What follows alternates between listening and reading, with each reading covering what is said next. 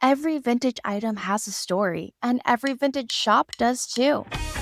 I'm your host, Sloane Middleton Mann, founder of Business of Vintage, the world's only marketing agency built specifically for vintage shops.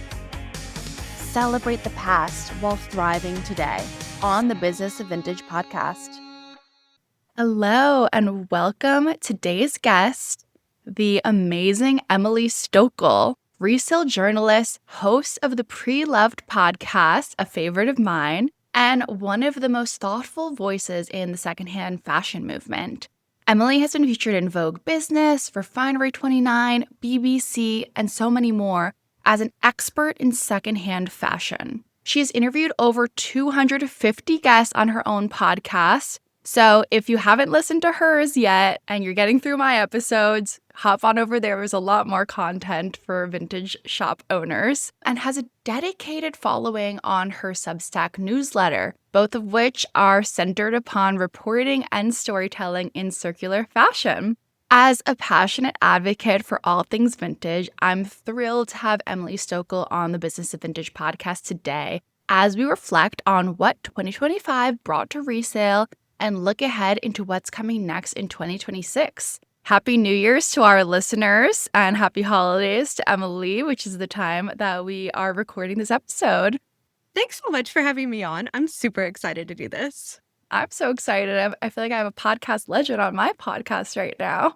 You are everywhere, from Substack to Instagram to TikTok to your podcast and to traditional journalism. Of course, it makes sense from the perspective of your work in media, but which of these platforms are you really enjoying showing up on the most at the moment?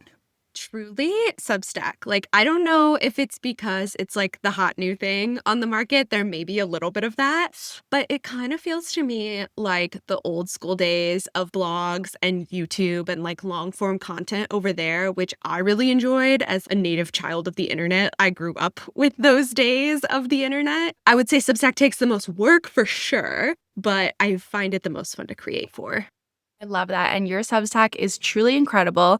I was just reading this week's where you did a download on how Black Friday week was for vintage sellers, and it's such important reporting, and it was so interesting to read. Yeah, it's so crazy because I'm located in the Midwest, and we had snow the weekend of Small Business Saturday, the following weekend, and they're predicting snow for this Saturday again. So on top of everything else that has been chaotic for vintage sellers, I know, people are dealing with those kinds of extenuating circumstances as well. So I really wanted to dig into that and, one, let folks know that they're not alone if they're having some of these challenges, but two, let them in on some of the strategies that other vintage dealers are using that might be working for them. So important. It was really interesting to read. I feel like there's so much reporting, and you've talked about a lot of it too, that vintage is on an all-time high in so many cases, but then there is an overwhelming amount of small businesses reporting that this was such a down year for them. It's interesting, that dichotomy. Yeah, we see this all over in the secondhand space. Secondhand is bigger than ever before, but yet at the same time, and I know we're going to talk about this a little bit in more detail, but some of the research and reporting that I've done on independent sellers' income is that folks are having challenges still, even if the industry at large is booming. Yeah. If any vintage sellers or listeners are just being introduced to your work now through this episode, which would be surprising to me because you're all over my feed, what would you suggest as your must-read work of 2025? Okay, I'm going to give you two. These are both pieces of original reporting that I did over on Substack that I'm really proud of, and they really stand out to me as representative of my work. So the first one is called 1,000 Vintage Garments Found in an Appalachian Farmhouse. And this was a story I scooped of 4 vintage dealers who had gone in together to buy an auction lot of 1,000 vintage pieces that had been buried in this farmhouse since the 1950s. And most of the clothing that they got out of the farmhouse was from the 1930s and 40s, which is obviously increasingly rare to find. And they painstakingly restored all of this vintage to showcase it for the first time at Brimfield Antique Market. They actually debuted it at the Sturbridge show that happens as part of the Brimfield Week this fall. So I did some reporting on that, and that is one of my most read pieces on Substack. And the comments from folks are just lovely because they touch on a lot of the things that I felt when I was reporting on this story. Like, it's a very emotional story to hear about what these dealers went through to recover the pieces and why it mattered to them, and, how they're thinking about carrying on the legacy of this family's entire life that was found in this farmhouse. So I really enjoyed doing that piece of reporting this year. And then the second that I would love for folks to check out and let me know what they think is my How Much Do Vintage Dealers Actually Earn article, again on Substack, which I created this from survey data that I did with vintage sellers because I realized that there's absolutely no salary benchmarks for the secondhand industry.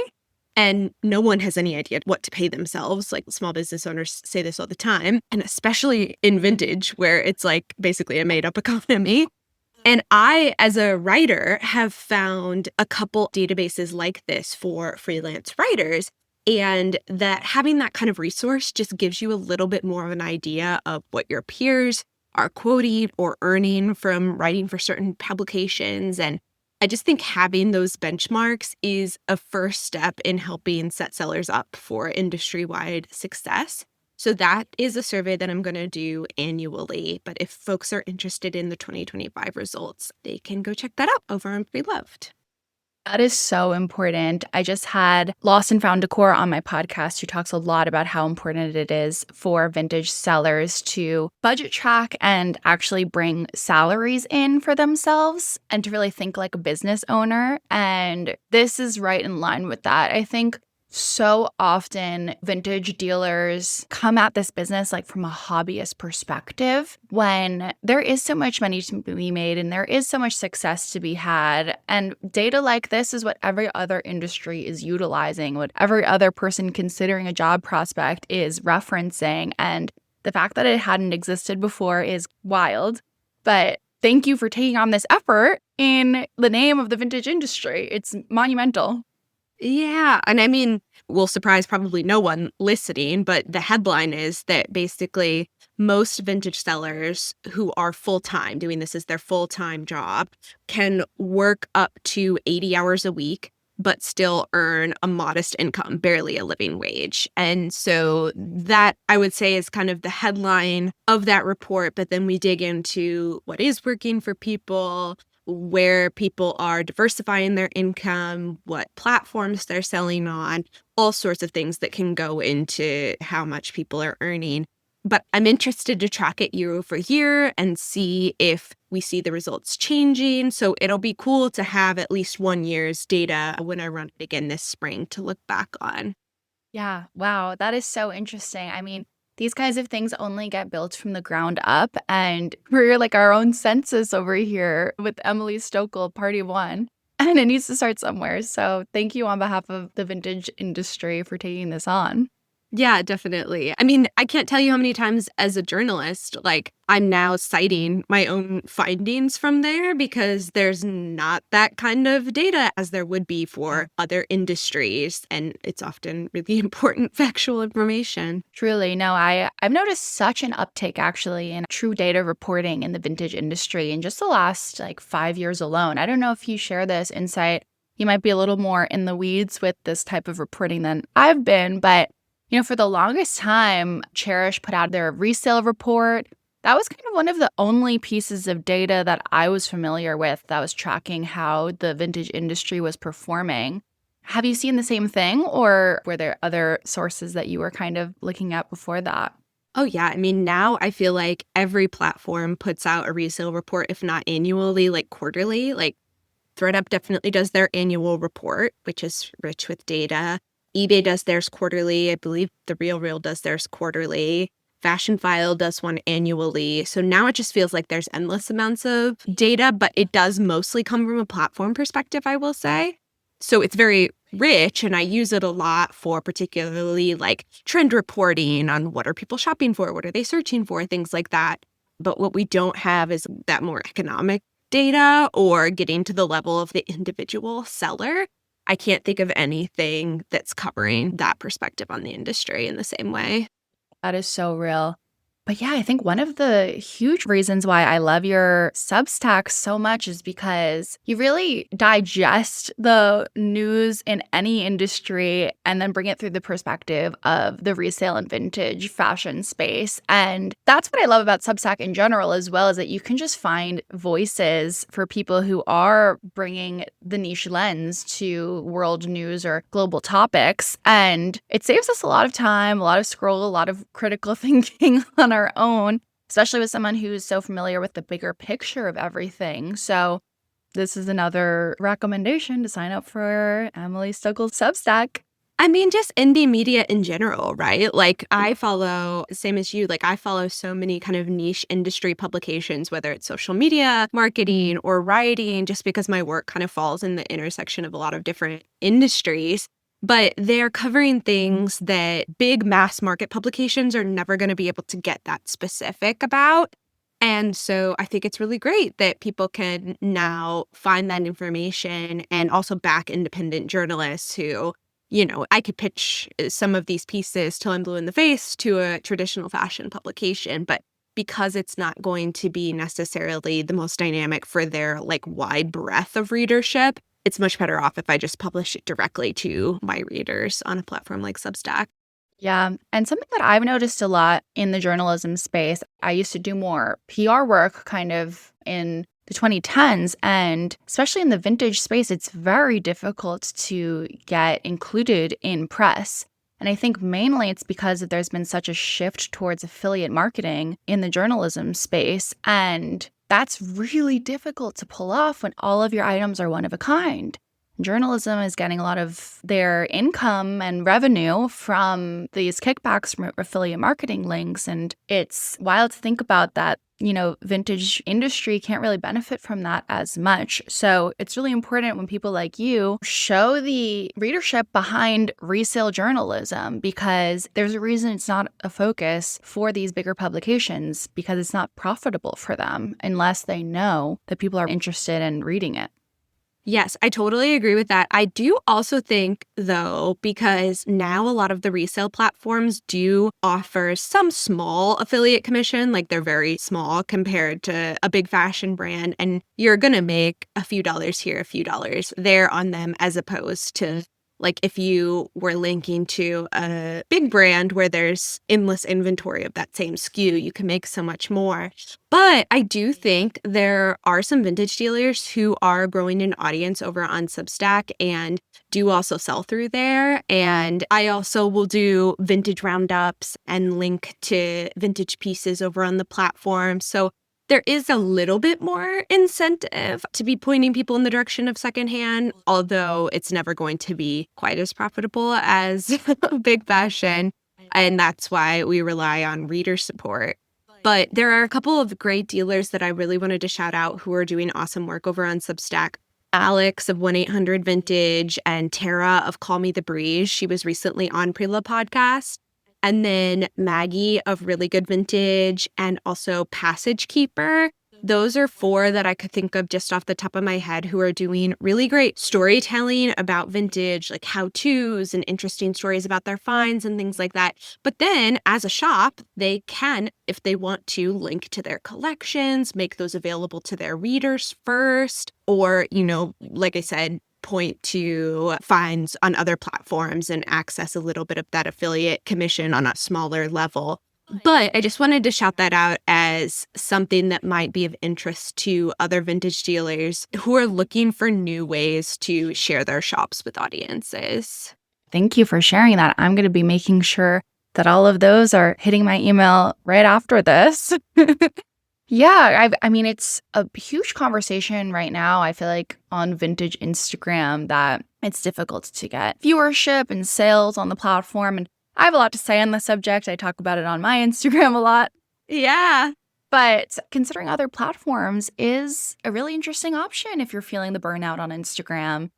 So you're thinking that you've seen success with Substack for other vintage sellers. Any other platforms that you feel like should be added to someone's marketing portfolio, or you're really seeing a lot on Substack right now? Well, I mean, I feel like every small business feels like they have to be on Instagram and TikTok. And I know as a marketing professional, you have pointers about how dealers are interacting on those spaces. And I know it can feel like unnecessary evil to people, I guess I would say. But I'm sure this is advice that you give all the time, is to build an email list so that you have a direct relationship to your customer.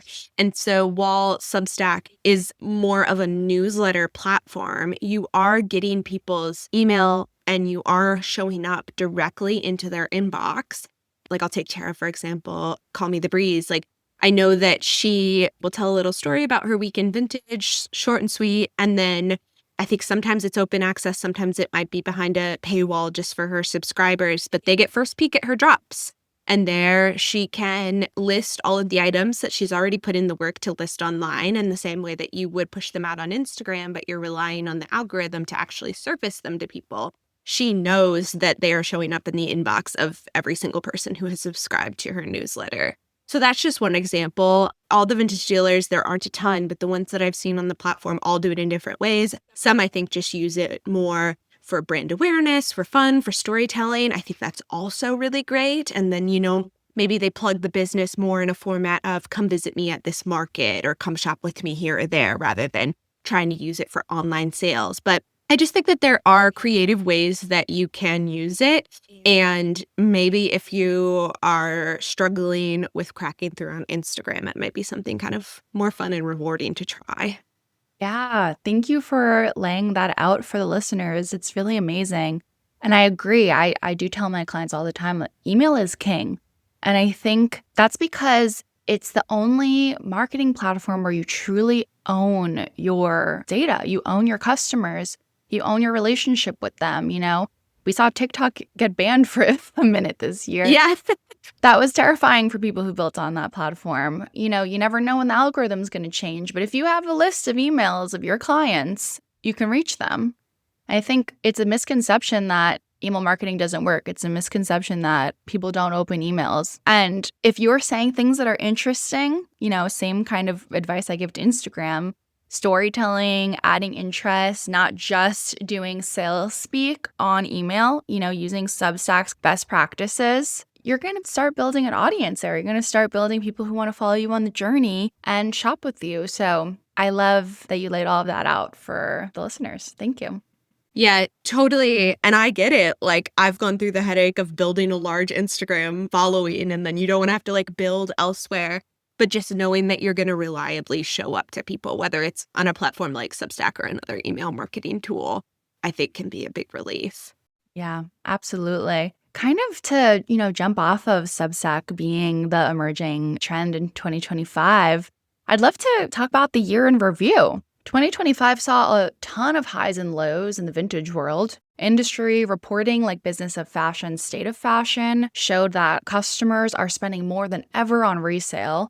While at the time of recording this, as reported in Emily's Substack, so many vintage shops are individually reporting that this was some of their worst small business Saturdays that they've seen in years. There are more online resale marketplaces, more vintage shops, and more customers interested in vintage than ever. So let's talk about the year in review from the perspective of one of the top resale fashion journalists out there, maybe the top? I'm going to say the top. Oh, that's very kind. I mean, it's been a weird year, hasn't it? I just feel like that dichotomy keeps coming up. It kind of reminds me of how when I was doing sustainable fashion reporting more broadly, we would always talk about how people say they value sustainability, but then they tend to still shop fast fashion. That gap between behavior and intent and action. And I feel like we kind of see this dichotomy happen within Secondhand. Like I said, in my income survey, seeing those numbers that people are working really hard and barely making ends meet versus the reports that resale is just booming off the chart. I just think the industry has changed a lot in a very short time. I started shopping secondhand in probably 2008, and I've been reporting on the industry since 2018. And I've seen it change so much in both those time periods, so much between 2008 and 2018 for sure, but then so much in the course of the pandemic. I think in all the years that I've been in this space, I think it changed most rapidly during the pandemic. That seemed to be the time when everyone adapted to secondhand shopping and also to selling. I think there was a huge boom of new shops during that time all at once, which is so awesome. And I love to see that so much. I think the space has changed so much in those 5 years and in many ways for the better. But I do think 5 years later, we're very naturally hitting a growing pains turning point in the industry. Just to name a few obvious things that have shifted, of course, tariffs, even though tariffs here in the US are not necessarily impacting the cost of secondhand items, you still just have the increased cost of doing business rising as an effect of that. And wages failing to keep up with growing cost of living, a very fragmented industry, like you mentioned, so many different resale platforms to possibly sell on.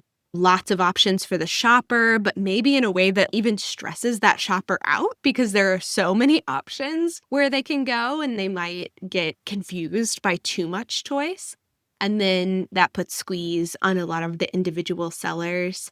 So I think there's just like so many different directions that I could go with this question, but I do feel like of any year, this is the year where I felt the space changed the most dramatically since it really started to boom in 2020.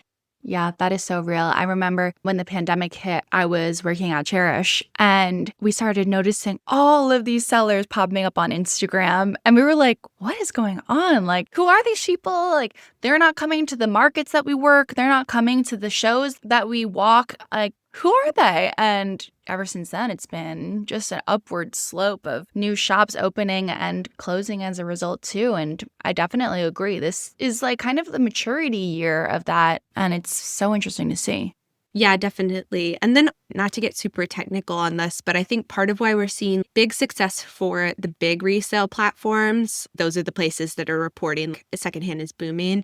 And then a bit of a more slog for the independents is tech advancements and other efficiency decisions that big resale platforms are able to make that aren't necessarily benefiting small sellers yet. For example, I mean, like you can't have a conversation in 2025 without talking about AI and like all of these big resale platforms are using tools like that. I feel very complicated about AI and its climate benefits and harms on workers. But I also understand that the secondhand industry for 100 years is an industry that couldn't keep up with the amount that was being produced because of the fact that every single step along the way of that industry required human hands and human labor, and people were getting buried under the amount of secondhand clothes that were being produced. So I feel very complicated and complexly about that subject. But we're seeing all of these huge resale platforms utilizing those tech tools and those efficiency tools in a way that they're getting ahead,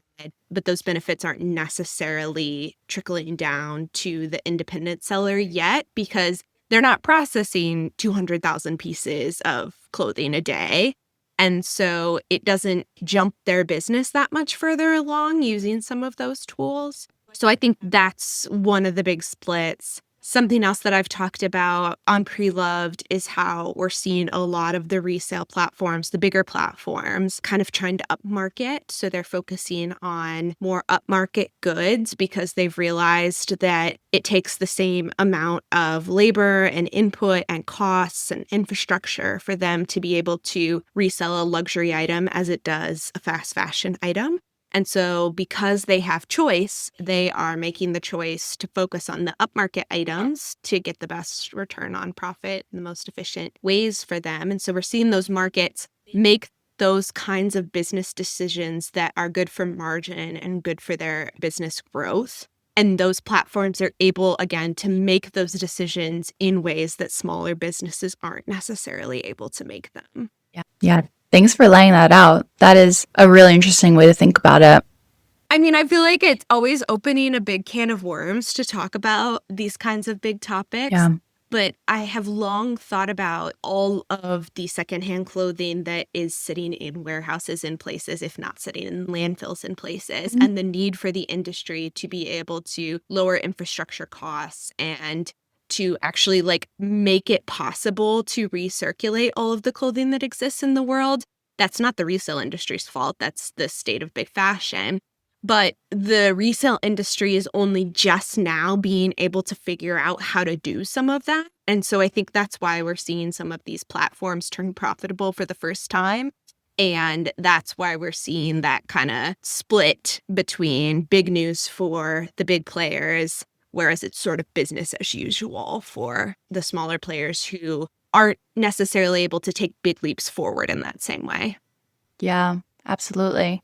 In your opinion, what were some of the biggest headlines to come out of this year?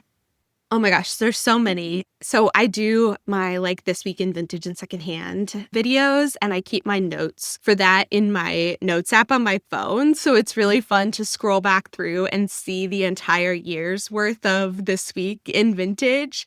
So I will try to do a recap on the year around the time of this episode. But a couple of stories that I think were just really notable this year. We saw the Jane Birkin bag that sold for $10 million. I feel like that was an auction that kind of busted out of just the secondhand space into mainstream fashion news space, because that was such a flashy headline. I think back to last winter, and I feel like that was when everyone started talking about vintage fur, vintage fur versus faux fur. I think it kind of started around the time that everyone was so into the mob wife look. And I think that conversation, now that it's winter again, is kind of coming back around. But I think the vintage fur debates and conversations were big this year. Something that I think is kind of underplayed but significant here in the US is what a major player in the global secondhand space Vinted has become. Vinted became the top clothing platform in France this year, above Shein or every fast fashion platform. And they also started focusing on more luxury product, getting more luxury product on the platform. They hosted a luxury pop-up in London, I think during Fashion Week this year, and have been kind of indicating their interest in growing into that space. And then they've also announced plans to re-expand into the US and the UK. So I think that's one that might not be on everybody's radar here in the US, but is probably going to become a significant news story of the year. I think another one is the huge boom of Whatnot. I know you did your first Whatnot sale last night. Live streaming just has been starting to really take off. Whatnot closed $225 million Series F funding. And then at the same time this year, TikTok launched a luxury live resale program on TikTok Live and TikTok Shop. And they're really pushing into the live shopping space. This is, again, something that I think we see even bigger outside of the US, that's probably about to become bigger in the US than we maybe think it is. That's just a taste of some of the big headlines I've seen this year that I think kind of point to where the industry is and is heading. Wow. Thank you. That was an incredible year in review. I love that you had this. What a year it has been. It was so fun going through my notes app last night. I was looking and I was like, wow. That's an asset that you've got there. Yes, I promise I will put it into a newsletter story or something so people can get a picture on the whole year. That will remind me to do that. A carousel, Yeah, I should do something like that. Noting. Oh my gosh. Well, let's transition to start looking ahead a bit. As we transition this conversation to talk about the year ahead, let's do a State of the Union, make this a little bit fun. So I'm going to posit a few themes in the resale industry, and let's debate whether we think they're going to be in or out in 2026. How does that sound? Love it. I love it. Okay, so for the resale industry at large, in or out for 2026, tons of inventory on resale platforms. I think we're going to see more curation. Yeah, you talked about that in one of your recent Instagram videos. Yeah, I think even if not just the amount of SKUs that people are having, just more curated edits, more tastemaker edits, more closet sales. Gosh, that's a headline I should have mentioned. This has been the year of the closet sale craze and having influencer tastemakers point people in specific directions. Because I think people get a little lost in secondhand still. Like we mentioned, shoppers becoming overwhelmed by choice. So I think we're going to see more curation in 2026.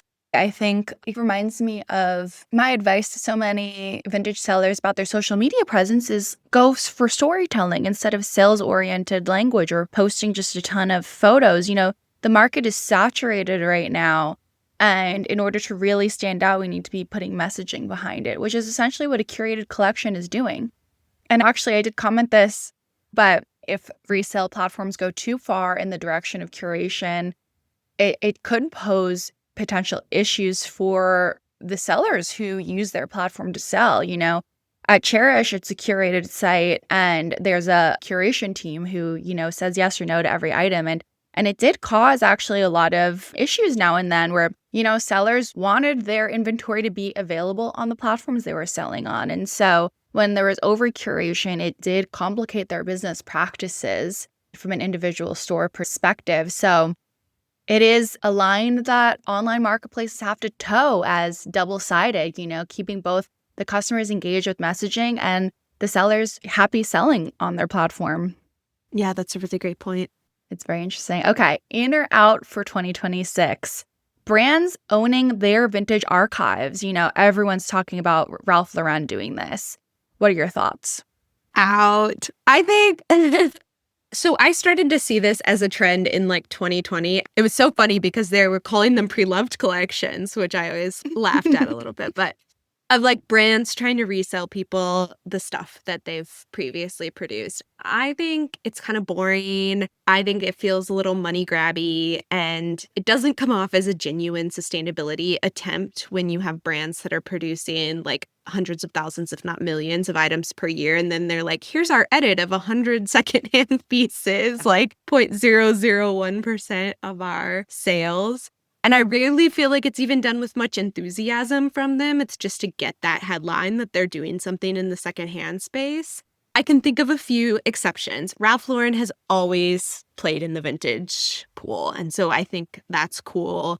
They're one of the biggest buyers of vintage, would die to be in that vintage archive. Like, there are brands that can do it in a way that feels cool and genuine, and as though they're doing it in a storytelling capacity. But I think for most of them, to me, it comes off as pretty lackluster. Yeah, I agree. Okay, in or out? Vintage styles dominating the trends. We're seeing brooches, keychains, fur. What are your thoughts? And I think people are having more fun with fashion when they play with those vintage things. And those accessories are a great way to get people hooked on secondhand, because I think accessories are always a great first buy. And then they get deeper and deeper into our world. 100%. And I think it speaks to me kind of like the pendulum swinging away from the perfection that we see from AI. Like, when you are styling with all these brooches and keychains and obviously shopping vintage, you're kind of like visibly rejecting the, state of perfection that AI so often produces. And you're showing that you have personality, you have complexity. And I feel like we're seeing every reaction has a counter reaction. Vintage trends being so in is the counterculture reacting to all of the technology advances that are happening around us. 100%. In 2024, I think this was part of my like trends recap of that year, but it's continued on. But pieces with patina was so, much in the headlines. A lot of the luxury markets were talking about how people were interested in purchasing bags that were in fair condition, that had been Jane Birkin-ified, that had been beat up. Yeah. Then, I don't know, at the beginning of this year, I think it was Coach who walked bags on the runway that had pen marks and drawings on them. Distressing, obviously, has like always been a thing, but you just see fashion kind of leaning into that look of something that has been worn and loved. And I think you're spot on with saying that is a reaction to that like picture perfect constructed view of AI and technology. Yeah. Awesome.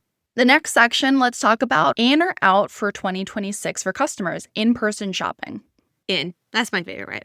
Yeah. I see a lot of talk about analog being a new trend for 2026. I feel like that's all over my feed right now. And I think, in-person shopping, that's it. Okay. In or out for 2026. Social media shopping, story sales, DM to buy, that kind of a thing. Out. Sorry to say, I don't think I have bought something off of a story sale since the pandemic. Yeah. And there's so much work for sellers only for it to disappear in 24 hours and for the customers to not be able to find it again unless they want to dig through your highlights, which, let's be honest, they're not going to do that. Yeah, but I think it's always useful for sellers to put themselves in the perspective of that shopper and like, how do you like to engage with the internet or businesses that you love? And so often I like to shop with them in their world. Like I like to visit them at a market, or I like to visit their store, or I like to get the whole experience. And that's not to say that I'm not following them on Instagram or ever seeing something that I love on there. My whole page is vintage shops that I love. But the reality is I'm not very often clicking a link to buy from there. And that's probably why the Whatnot/live selling thing is blowing up, because that's a way that I can online shop but still feel like I'm in their world. I'm hearing them chat. We're hanging out on the couch. They're showing me pieces. So like you have said, it's bringing the person into the story as much as it is selling product. Yeah, live selling was going to be my next question for In and Out. Oh, I jumped ahead. I find it so fun and entertaining. Yeah. I haven't sold, so I'm sure it's super stressful, but I think it's very fun to watch, and you feel like you get to know the person and their expertise, and I just find it really fun.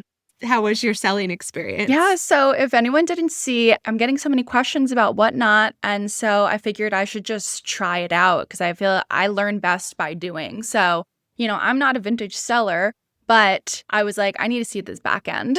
So I'm at my parents' house right now, so my background's a little different, and my mom's always cleaning out her closet, and I was like, hey, I could try to sell this stuff on this app for you, and she was like, okay, so I sold 24 pieces in an hour and a half. Average price is around $5 an item, which I was okay with. The brands weren't anything crazy.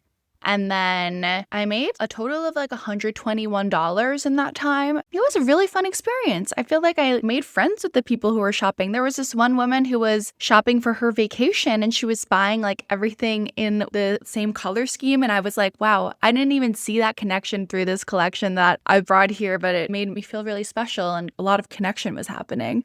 Yeah, I think if you like selling at markets, if you vibe with that high intensity customer interaction pace, which I think is super fun, then I think you would like it and you would do really well in that format.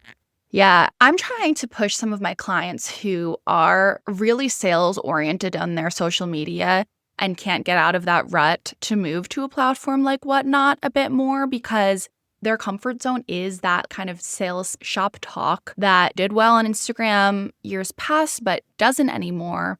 And instead of kind of putting that effort into Instagram where people aren't clicking on the links, people aren't shopping story sales anymore, putting that same effort into an app where people are ready to buy, I feel like it's a better use of your time and energy. Furthermore, something that I say to so many vintage sellers, I say it on my Instagram a lot, is like you said, think about it from the customer's perspective. When they're opening Instagram, are they opening it to shop? No, they're opening it to be entertained, to connect with people, to be educated. They're not thinking of Instagram like QVC. And so in order to get visibility, you can't be treating them like it's QVC. But if you are on an app like Whatnot, they are opening that app to shop. They are thinking about it like the shopping network channel.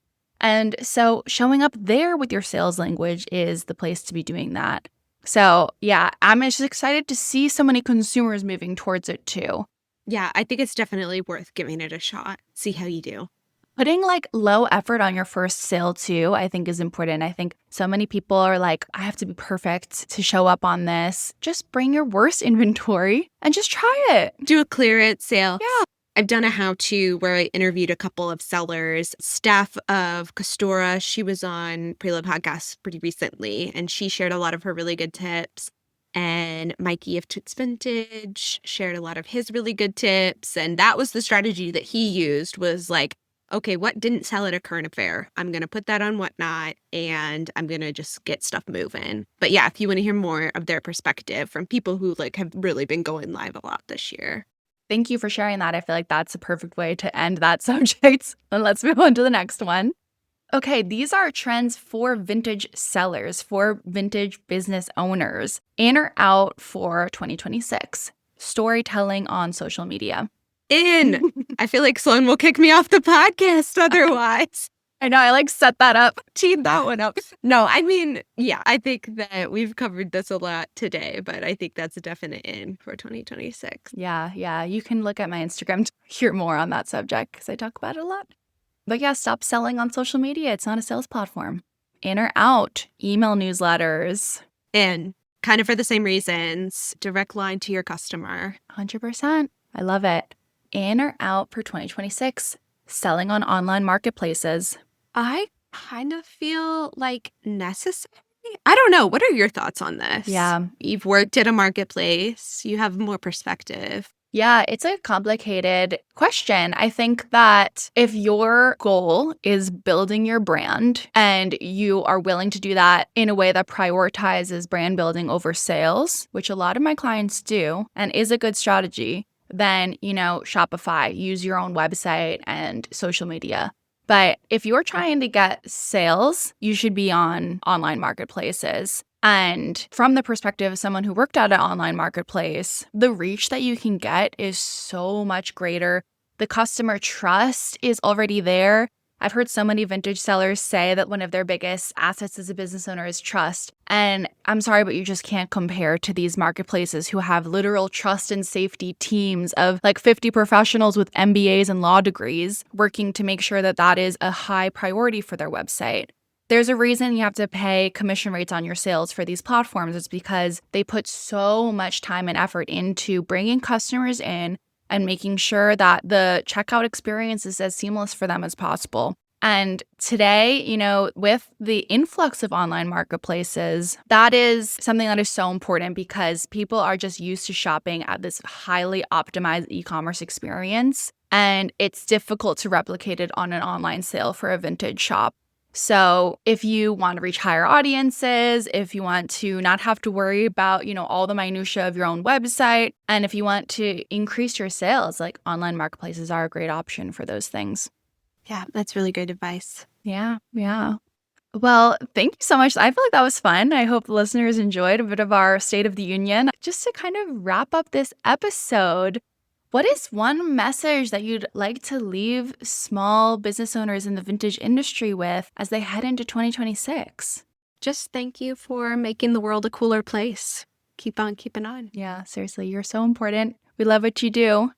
Any upcoming projects or episodes that listeners should be getting excited about from the Pre-Loved podcast and Substack?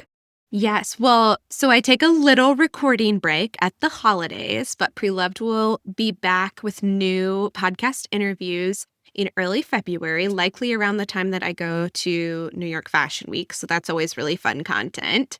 And then I want to do another industry survey in January, like I did the seller income survey, but this time I want to do it about the secondhand shopping experience.